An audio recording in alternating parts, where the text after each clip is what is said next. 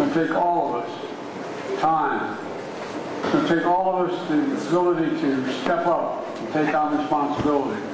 First, it seems to me there's certain key steps. First, we have to invest at large scale to help countries meet sustainable development goals and tackle global challenges. We've made good progress boosting the firepower of multilateral development banks, so there are more resources to address the challenges like pandemics and climate change. Now we need to make sure the World Bank can continue its work in the most vulnerable countries. I'm proud to announce the United States is pledging $4 billion over the next 3 years to the World Bank's International Development Association. As my friend Ajay tells you, the IDA is the first responder to the world's poorest countries. I encourage everyone around this table to increase their pledges in December.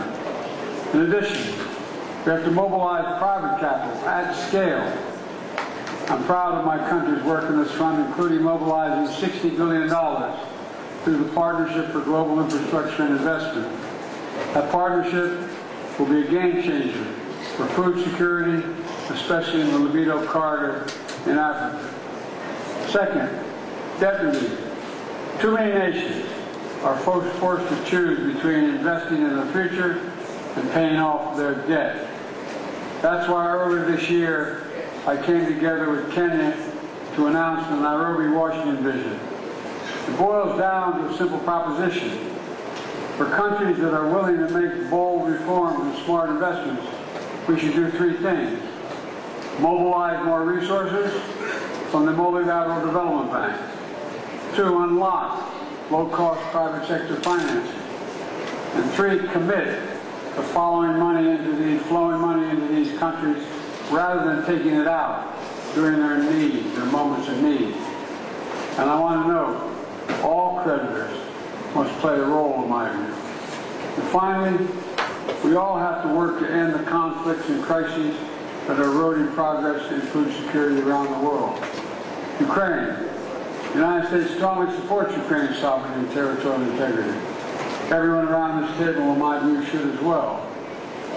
And by the way, Russia's brutal invasion of Ukraine led to the highest record food prices in all of history. In Gaza, as I've said before, Israel has a right to defend itself after the worst massacre of Jews since the Holocaust. But how it defends itself, even as Hamas cruelty hides among civilians, matters a great deal. The United States has led the world in humanitarian aid to Gaza. And we're going to keep pushing to accelerate a ceasefire deal that ensures Israel's security, that brings hostages home and ends the suffering of the Palestinian people and children. I ask everyone here to increase the pressure on Hamas, which is currently refusing this deal. And on Sudan, we're seeing one of the world's most serious humanitarian crises. 8 million people on the brink of famine. This deserves our collective outrage and our collective attention. External actors must stop arming generals and speak with one voice to tell them, stop tearing your country apart, stop blocking aid to the Sudanese people, stop the violence. Let me close with this. As you know, this is my last G20 Summit. We've made progress together, but I urge you to keep going. I'm sure you will, regardless of my urging or not. This group has within its power to usher in a new era of sustainable development, to go from billions to trillions in assistance of those most in need. This all may sound lofty, but this group can lay the foundation to make that achievable. Thank you very much, and I look forward to the rest of our discussion.